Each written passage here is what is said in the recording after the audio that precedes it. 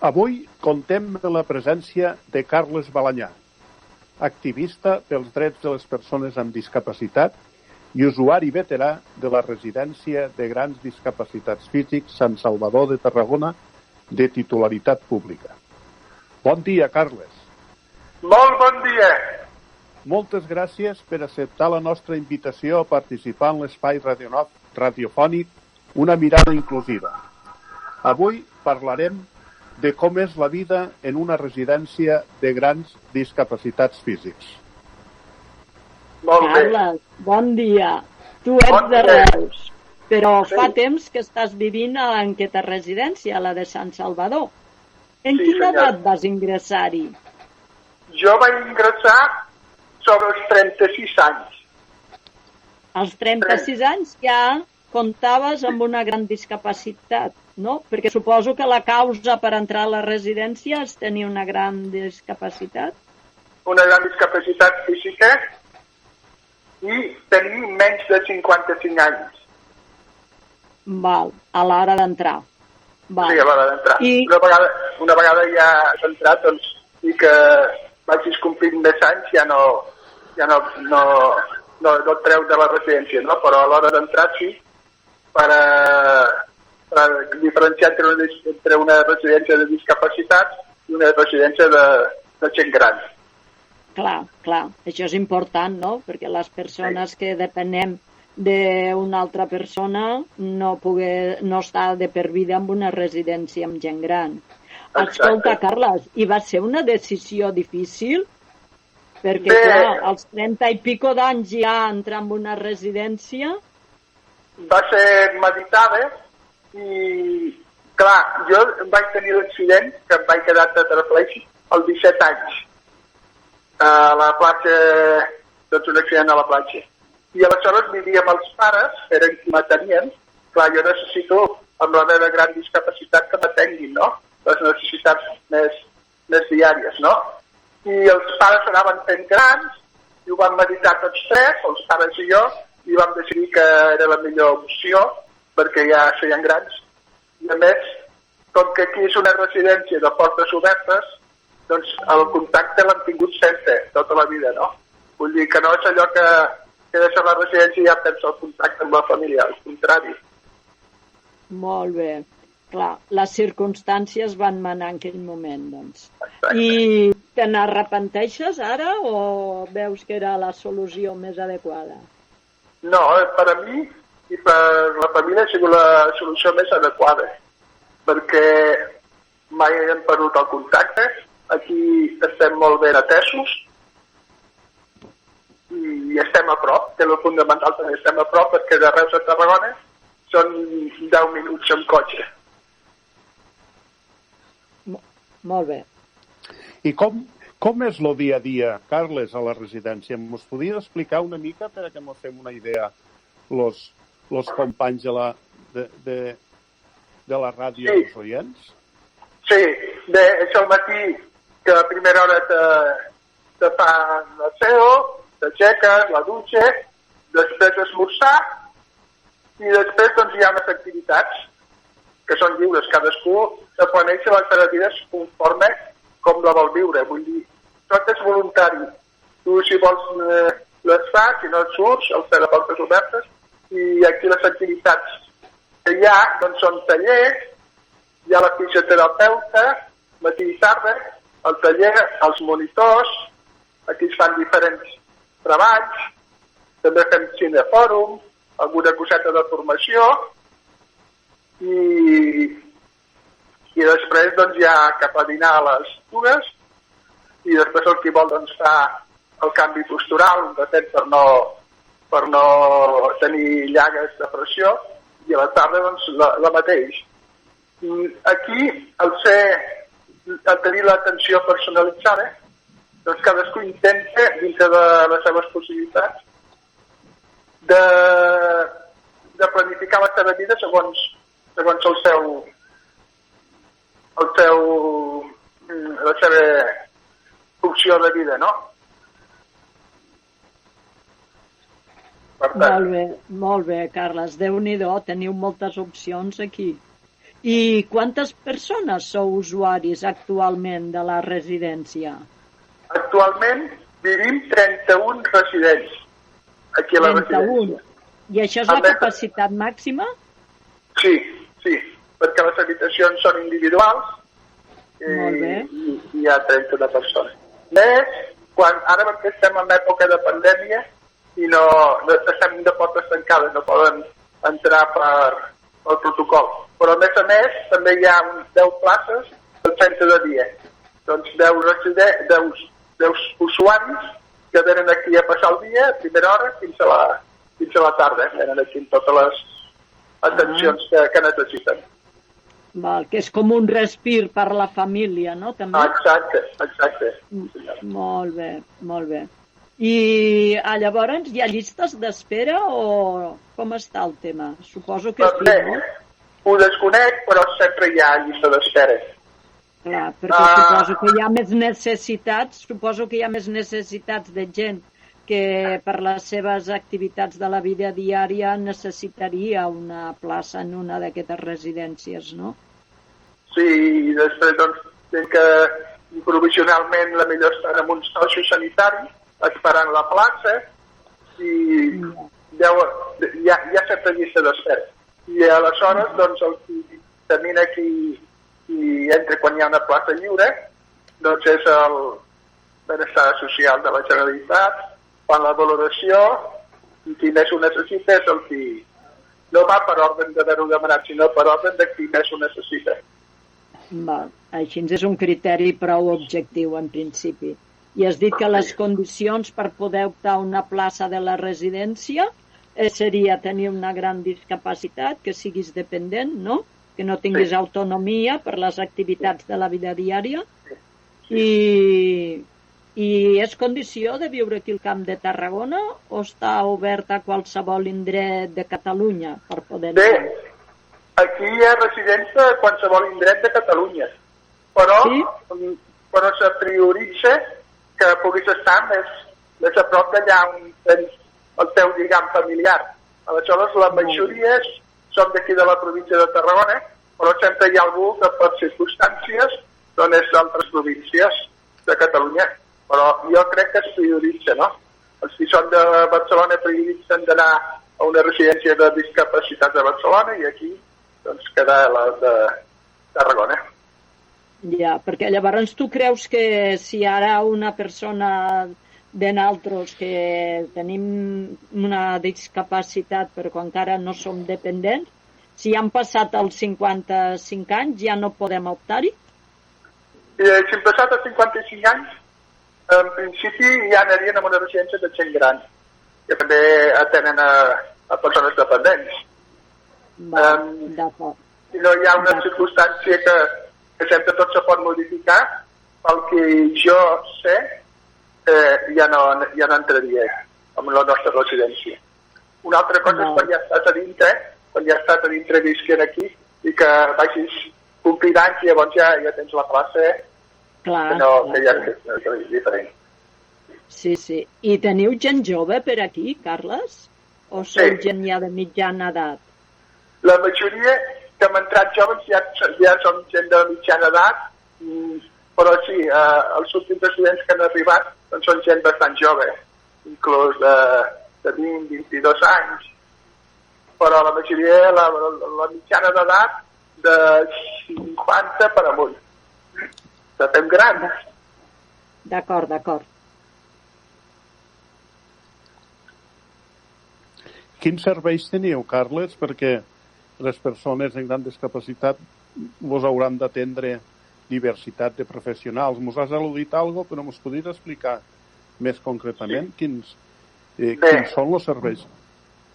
Tenim un equip tècnic a l'oficina que si fa tots els tràmits i aquestes coses, el director de la residència, el treballador social que fa tots els tràmits de papeleo i tot això. Tenim monitors de temps de lleure, que són els que fan les activitats als tallers, munten activitats. També tenim una furgoneta que fem sortides periòdiques.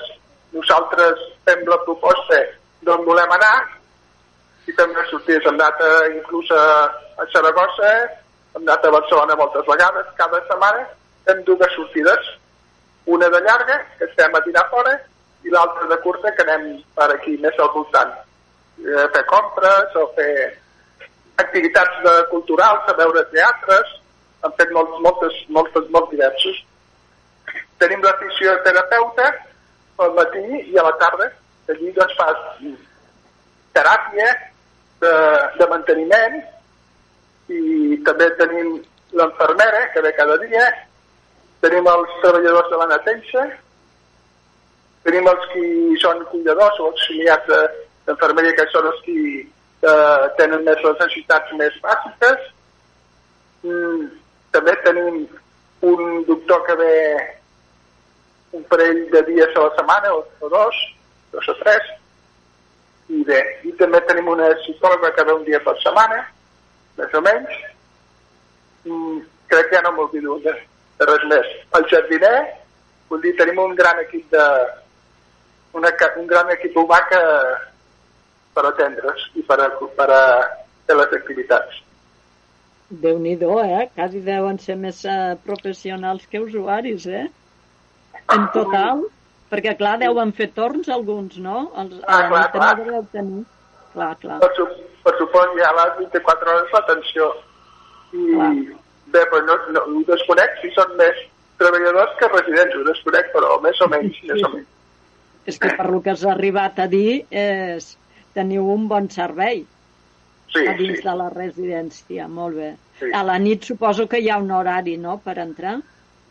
Bé, no, és de portes obertes i tu te planifiques la teva vida segons el teu projecte de vida, no? Si vols arribar aquí a les 12 de la nit t'arribes, si vols arribar a la 1, si un dia puntual has de fer, no? Pots arribar a l'hora que vols.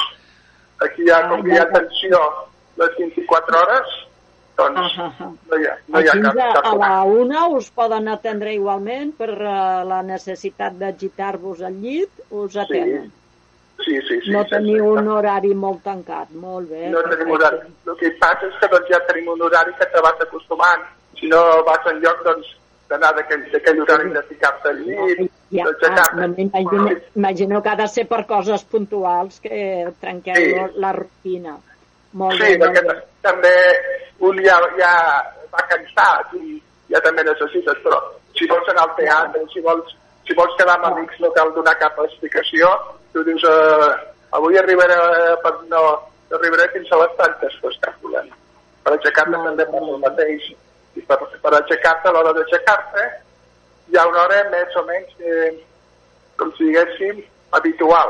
O si tu necessites llevar-te més aviat o més tard, doncs ho dius i s'intenta fer.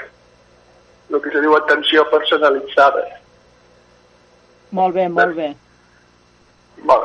Les habitacions són individuals les habitacions, cadascú té el seu lavabo, la seva pica, i això també dona molta intimitat i benestar, no? I més qualitat de vida. Evidentment. Carles, si a nosaltres la pandèmia ens ha canviat la vida, suposem que a vosaltres també, o molt més, no? A la vostra residència s'han seguit els mateixos protocols que a les residències de persones grans? Sí, des que depenem de salut i des del dia 12 de març, no, el dia 13 de març del 2020 se van tancar les portes per prevenció de que no entrés la infecció del coronavirus i bé, hem estat totalment tancats sense poder sortir, sense entrar familiars ni res, per prevenir la infecció, no? Que tan estranys ha fet a totes les residències. Sense canviar la vida, totalment. Però és el que hi ha. Heu tingut algun cas de Covid aquí a la residència? No, afortunadament les coses s'han fet bé o pel motiu que sigui i de moment toquem fusta, però som de les poques residències que no han entrat. Suposo també tot ha anat molt bé i esperem que que no entri, perquè el perill sempre hi és. Per això s'han fet aquestes portes tancades, que no podem sortir, només hem sortit en moments puntuals, i d'entrar visites també tancat. L'únic que hi ha temporals que hi ha unes visites, però s'ha de demanar amb antelació, amb un horari molt estricte de mitja hora màxim, i has d'estar sense tocar-te amb el familiar, i bueno, és molt... I només pot entrar un familiar, no pot variar, vull dir, moltes mesures de prevenció. Doncs imagineu-vos la vida com ha canviat, com està trencat. Abusant una miqueta, nosaltres a vegades aquí al programa, per exemple l'últim programa que vam fer, va ser d'explicar personalment alguns com ho havien viscut. Com has viscut tu este tema de la pandèmia? Molt dur, perquè no poder anar amb la família, no poder anar amb els amics, no poder fer les activitats del dia a dia que feia, d'activitats culturals, d'anar al teatre, d'anar a dinar amb la família, d'alguna festa familiar o festes d'amics, hi pots anar, vull dir, se viu malament, jo ho he viscut molt malament. És com a sentir-te engaviat, no? Sé que tot és per prevenció de contraure l'enfermetat, perquè aquí al viure en comunitat els actes d'una persona afecten a tots els altres, perquè tenim contacte diari, doncs els 31 residents. Llavors s'ha de vigilar que no entri el virus, perquè quan un viu sol a casa, doncs mira, només t'afecta a tu, però aquí un acte d'uta afecta a tothom, i és tot complicat. És dur. Sí. Carles, ho és dur per tots, perquè jo me'n recordo haver-vos vist venint d'excursió per Quitertosa diverses vegades, que fins i tot havíem quedat. I clar, tot això ara ho trobem a faltar i més valtros. Escolta, i el tema de la vacunació, com ha anat? Vosaltres ja heu començat, no? Perquè sou dels prioritaris de la primera tongada, no? Sí. És l'únic que veus una miqueta la llum al final del túnel. El que te dona una miqueta d'esperança, no? I bé, afortunadament la comunitat científica ho ha fet molt bé i ha arribat abans del que es pensàvem. Nosaltres vam posar la primera dosis de la vacuna que ha arribat, aquesta, la Pfizer, el dia 9 de gener. El dia 9 de gener es van ficar la primera dosis. Molt bé. I s'ha vacunat tothom aquí? Suposo que sí, no? S'ha vacunat residents, tothom, i treballadors. Sí. Molt bé. I esteu tots? Vull dir, aquesta temor que hi ha de les reaccions adverses no se n'han produït? Cap, ni una. I és més, totes les vacunes que s'estan posant no sentireu pas que hi hagi cap reacció adversa en cap lloc. Pot ser una miqueta de dolor al braç, allà on t'han punxat durant les primeres hores, però això és el més normal. Sí. Molt bé. Cap reacció, no cap. Però conec a tothom que s'ha vacunat amb altres residències i no hi ha cap reacció. Molt bé, perfecte. Si tot va bé, aquest dissabte, si no hi ha cap retras, ens posam la segona vacuna. Molt bé. Que llavors ja que és més immunitat i ja veurem què passarà a partir d'aleshores. D'acord. Ja que té més de llibertat. Esperem que tot vagi millor que ara. Sí, és l'esperança que tenim tots. Tu que des de l'adolescència has conviscut en una gran discapacitat física, per tant, més de 40 anys en aquesta característica, com veus la evolució de les condicions de vida de les persones amb discapacitat en general a la societat durant aquests 40 anys? Millorem massa a poc? Veig que el nostre col·lectiu està més integrat. Recordo aleshores quan vaig tenir l'accident que era l'any 80, doncs es veia molt pocs discapacitats pels carrers, no hi havia cap vorera amb rampa, els edificis també tots no podies entrar ni a l'Ajuntament ni en cap edifici. I ara ha millorat l'accessibilitat, però a ritme molt lent, no? Ja hauria d'estar tot accessible i no ho està. Sí que ha millorat, però encara manca molta feina per a poder tenir una vida més inclusiva dins de la societat. Està clar, es va avançant, però a un ritme massa lent pel que nosaltres voldríem. Perquè, clar, tu et mous per ciutats grans i en les ciutats grans el tema de l'accessibilitat es té més cura, però als llocs amb menys població encara cal reivindicar molt l'accessibilitat aquesta universal que ja està legislada però que la realitat costa tant. Bé, doncs, Carles, moltes gràcies, Carles Balanyà. Moltes gràcies. Per les teves paraules. Tu ets un exemple a seguir per moltes persones amb discapacitat. No has parat mai de reivindicar unes millors condicions de vida per tot el nostre col·lectiu. Pel teu caràcter sempre positiu i humorístic, donant la volta als aspectes negatius de la vida, i tu has sapigut tirar endavant malgrat les circumstàncies personals i gaudir de la vida. Moltes gràcies i no descartem tornar-te a entrevistar un altre dia. Molt bé. Moltes gràcies i aviat ens tornem a veure. Molt bé, molta sort. Moltes gràcies. Una mirada inclusiva.